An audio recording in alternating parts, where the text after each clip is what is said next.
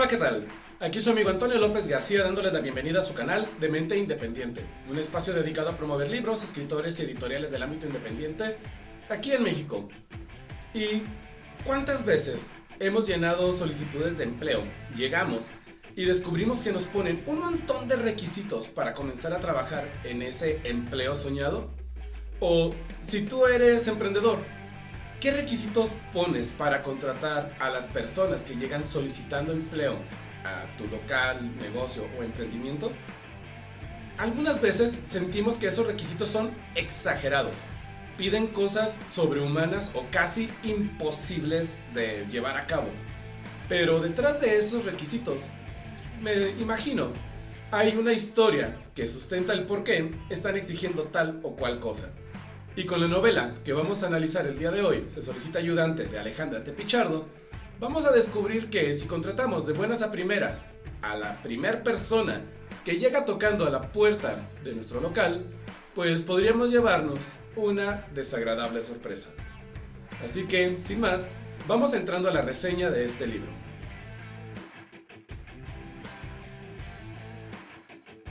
Pero antes de entrar con la reseña, quiero hablarles un poco acerca de la autora. Alejandra T. Pichardo es originaria de la ciudad de Guadalajara. Actualmente tiene 46 años y se desempeña como comerciante.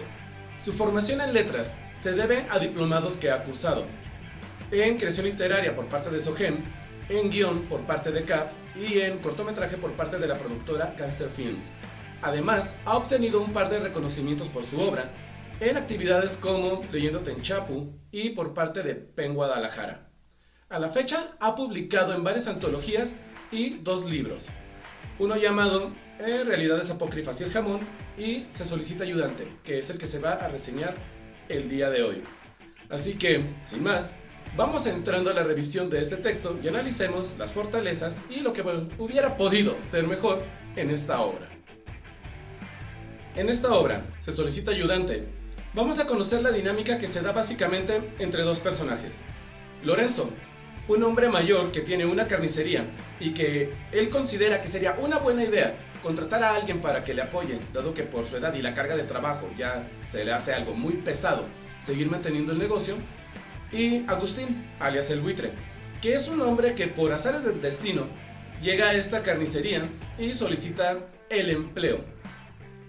Y bueno, no le voy a dar muchas vueltas a esto, solo digamos que las personalidades de ambos en un inicio son muy cordiales. Agustín, pues a pesar de que la hija de Lorenzo le decía que no era una buena idea contratarlo por su apariencia y que eso le podría traer incluso problemas con su esposa Paz, pues al momento de que se comienza a desenvolver dentro de la carnicería y con el trato a los clientes, pues Lorenzo dice: es un buen muchacho, sí me está echando mucho la mano, es muy trabajador, es muy cordial con la clientela, llena de piropos y halagos a las clientas y hace que regresen, lo que pues genera que sus ventas sean mejores.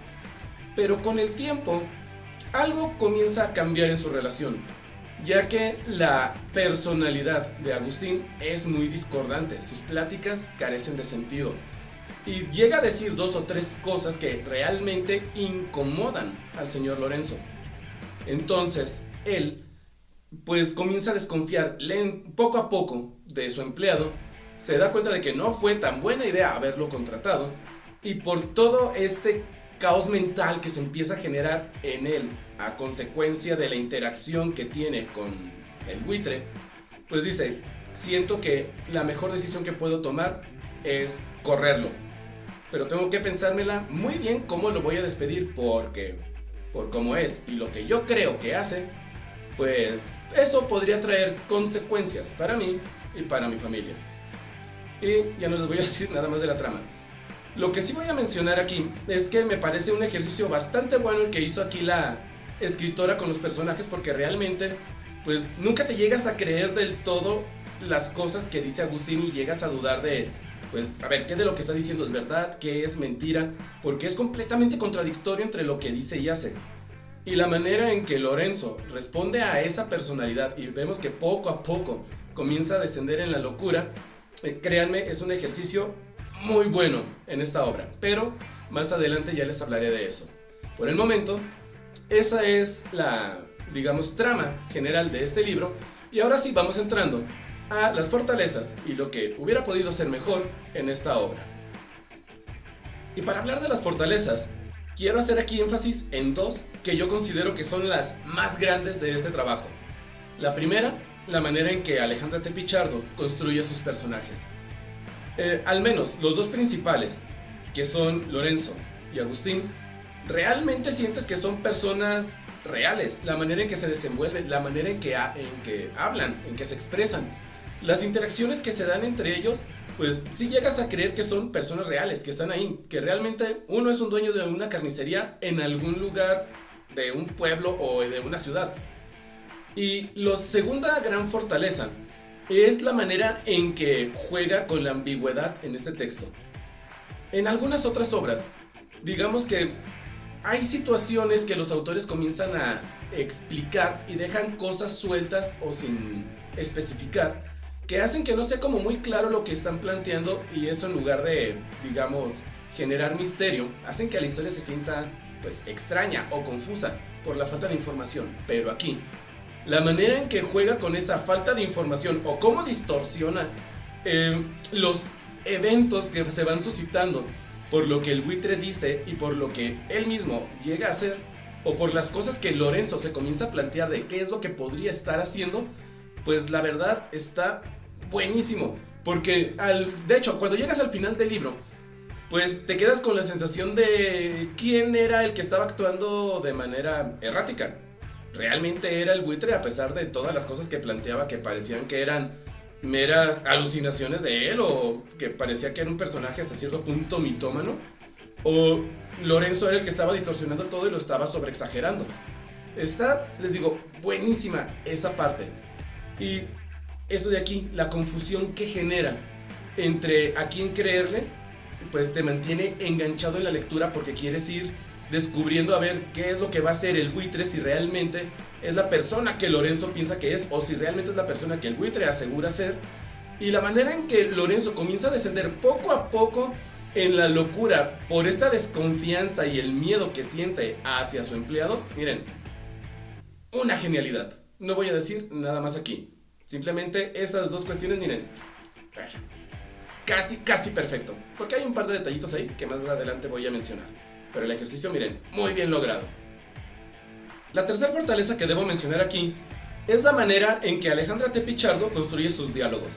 Porque es a partir de ellos y de las interacciones que se dan entre los personajes que conocemos todo lo que gira en torno a Lorenzo, al buitre y a la familia de Lorenzo, de Leonora y Paz.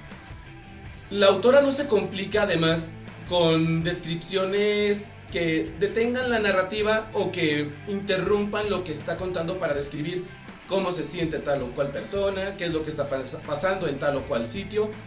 No, es realmente con las interacciones y los diálogos de los personajes que profundizamos pues muchísimo en la personalidad, al menos de los dos protagonistas que son el centro de esta historia. Y créanme, lograr algo así no es tan sencillo como esta autora lo hace parecer en su obra. Y la última fortaleza que quiero mencionar aquí está relacionada con el ritmo de esta historia. Porque bueno, si bien la introducción rompe un poquito con el tono del resto de la historia, porque ahí pues vemos cómo el buitre va en un camión y una gitana se acerca para leerle la mano, y él, al no traer dinero, pues se genera una situación ahí medio chusca con la gitana. Pues digamos que tiene un tono un poco diferente a lo que se hace después en el libro con la interacción entre Lorenzo y el buitre. Pero una vez que inicia esa relación, una vez que el buitre o Agustín comienza a trabajar en la carnicería de Lorenzo, pues digamos que la interacción de ellos y lo que está sucediendo pues va creciendo constantemente hasta que llegas a un desenlace que, créanme, está genial. Llegando a la mitad del libro es muy difícil soltarlo, porque las situaciones que se comienzan a desencadenar a partir de ahí te mantienen interesado para saber cómo es que va a culminar la relación de estos dos individuos. Y cuando llegas al final, pues te deja mucho en qué pensar. Y antes de entrar con las áreas de oportunidad, quiero hacer aquí un paréntesis para extenderme con algo que mencioné hace un momento, que les mencionaba que en las fortalezas había algo por ahí que Y es que igual no es algo malo, pero es algo a observarse, porque se podría pulir un poco. Y es que en esta historia, los personajes centrales son Lorenzo y Agustín, alias el buitre. Y toda esta desconfianza que se da entre Lorenzo y él, pues surge a partir de lo que el buitre le dice que hace, o las insinuaciones que le hace acerca de sus business, y de la manera en que sus actitudes llegan a cambiar de pronto y se siente incómoda la interacción entre ellos dos en ciertos momentos. Pero no vemos nada de eso más allá de pues una interacción breve o una anécdota contada por el buitre o un pensamiento que tiene Lorenzo. Pero no vemos nada más allá de eso. Lo que me hace pensar a mí que si este relato se hubiera condensado un poco más y hubiera quitado un poquito de cosas ahí que pues simplemente sirven para alargar la trama, esto hubiera podido funcionar como un cuento y hubiera quedado, miren, genial. Aquí, y es que bueno, también yo entiendo por qué lo hizo, porque les dije que una fortaleza muy grande de este libro es la ambigüedad con la que maneja las cosas. Y les voy a hacer un pequeño spoiler aquí. Una de las cuestiones que hace que Lorenzo comience a desconfiar de su empleado es porque le dice que, pues, Leonora, su hija, está enamorada de él y que él está enamorado de su hija. Que él sabe que su hija, pues, siente algo, que lo nota en sus actitudes y en las cosas que le dice. Pero realmente no vemos nada de esa interacción ni conocemos la versión de Leonora. Todo se queda en lo que dice el buitre y en cómo lo interpreta Lorenzo. Entonces, a ver, si... Es que les digo, aquí no sé cómo sentirme realmente, porque comprendo a la perfección por qué lo hizo la autora. Si vamos a generar una trama, o si queremos generar el misterio y jugar con esta ambigüedad, está genial lo que hizo, porque a nosotros mismos nos hace desconfiar de las palabras del buitre, y llegamos a apoyar a Lorenzo, y luego al final ya no sabes a quién apoyar. Les digo, está genial eso, pero si nos hubiera dado un poquito más de la visión de Leonora, o jugar con la percepción que tenía Leonora, y también manejar una ambigüedad ahí que ya fuera porque no quería que el papá se enterara, porque ella tiene apenas 17 años y el buitre ronda los 40, y que ella se empezara a manejar sus propias pajas mentales y le empezara a contar mentiras al papá para desviar la atención y confundir al lector.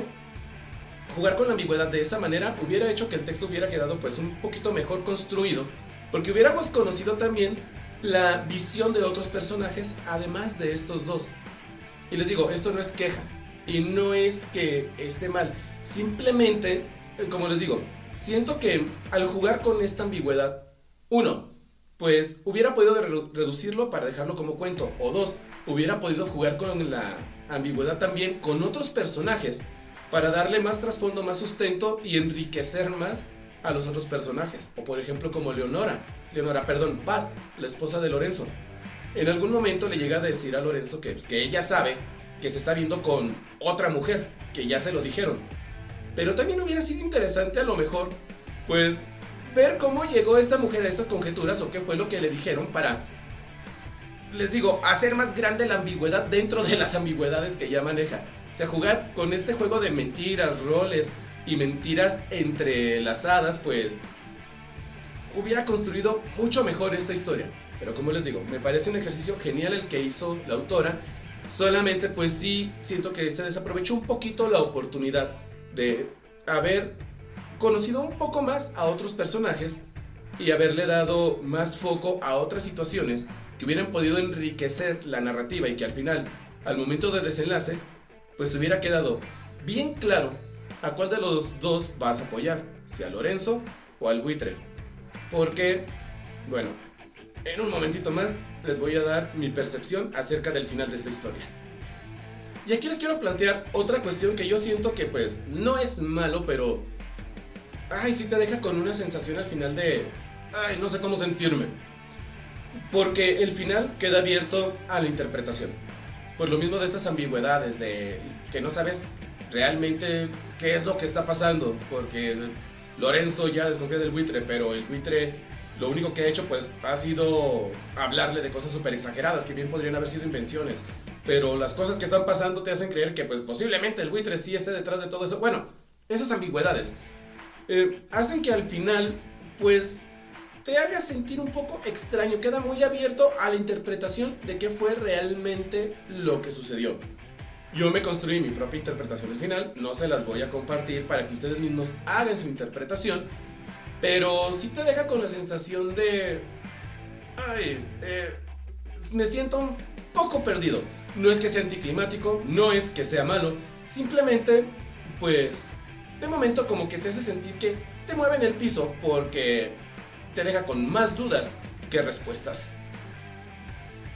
Y lo último que puedo mencionar ahora sí como área de oportunidad real es que en este libro se van a encontrar errores de dedo. ¿A qué me refiero con esto de errores de dedo? Son cuestiones que a todos los escritores nos pasan. Nadie está exento de esto. Cuando estamos escribiendo, podemos tener la idea aquí, estamos redactando, y una vez redactado, nos quedamos con la sensación de esto no se siente muy orgánico con la lectura, lo voy a borrar y lo voy a replantear de otra manera. Pero al momento de borrar y volver a escribir, se nos pueden escapar algunos signos o algunas letras o algunas palabras que hacen que la frase quede un poquito rara. Por ejemplo, tal vez yo puse ahí en el texto, entonces le pregunté qué era lo que estaba pensando. Y me quedo pensando, pues no, eso no se escucha bien. Y entonces le preguntó qué era lo que estaba pensando. Lo borra y le ponen, y entonces le preguntó qué era lo que estaba pensando. Ese tipo de errores los podemos cometer cuando nos arrepentimos de lo que estamos escribiendo, luego borramos y queremos volver a redactar. Y a veces volvemos a escribir exactamente lo mismo, pero como ya le borramos y volvemos a escribir, se nos pueden escapar algunas palabritas que hacen que la frase quede rara. Y esos errorcillos se van a encontrar aquí, uno por aquí, otro por allá.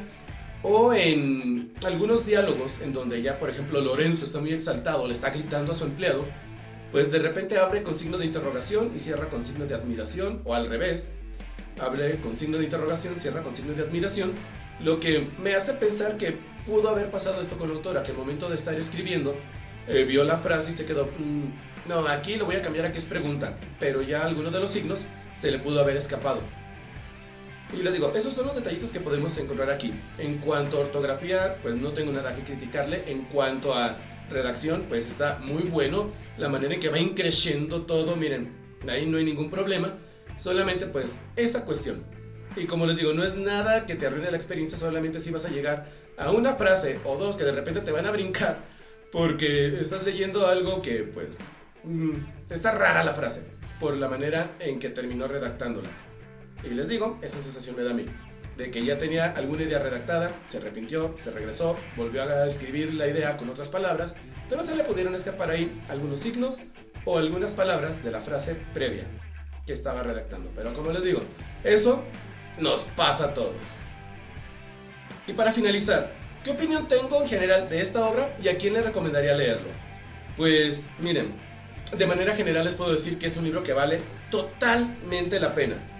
Sí, tiene estos detallitos, como que al inicio comienza con un toque más comédico y luego se convierte en algo más psicológico. Pero no hay problema, porque te ayuda a conocer un poco más acerca de pues, quién es el buitre, de dónde viene, que no tenía ni un centavo y llegó pidiendo el primer empleo que se encontró. Y la otra cuestión de las ambigüedades, pues sí es una gran fortaleza, pero al mismo tiempo como se centra en uno o dos personajes, pues siento que desaprovechó la oportunidad de haber hecho más grande esa ambigüedad con los otros afectados como Leonora y Paz, la hija y la esposa de Lorenzo. Pero a pesar de eso es un libro muy bueno, que te va a mantener interesado. Como les digo, a partir de la mitad yo ya no lo pude soltar. Está genial esa parte. Entonces, libro muy recomendable, y yo te recomendaría que lo leyeras independientemente de tu edad o sexo, seas hombre o mujer y tengas la edad que tengas. Si lees este libro estoy bastante seguro de que te va a gustar, pero eso sí, te vas con la advertencia de que al final quizás te vaya a dejar un poquito descolocado y haciéndote muchas preguntas de qué fue lo que la autora te plantea en este último capítulo. Pero bueno, ya sin más que decir de este libro, pues les recomiendo que sigan a Alejandra T. Pichardo en su página de Facebook. Les voy a dejar el vínculo aquí abajo en la descripción para que le pregunten cómo pueden conseguir una copia de Se solicita ayudante. Créanme, muy recomendable el libro. Y yo no me voy sin antes recordarles que en México hay talento, solo falta apoyarlo. Nos vemos.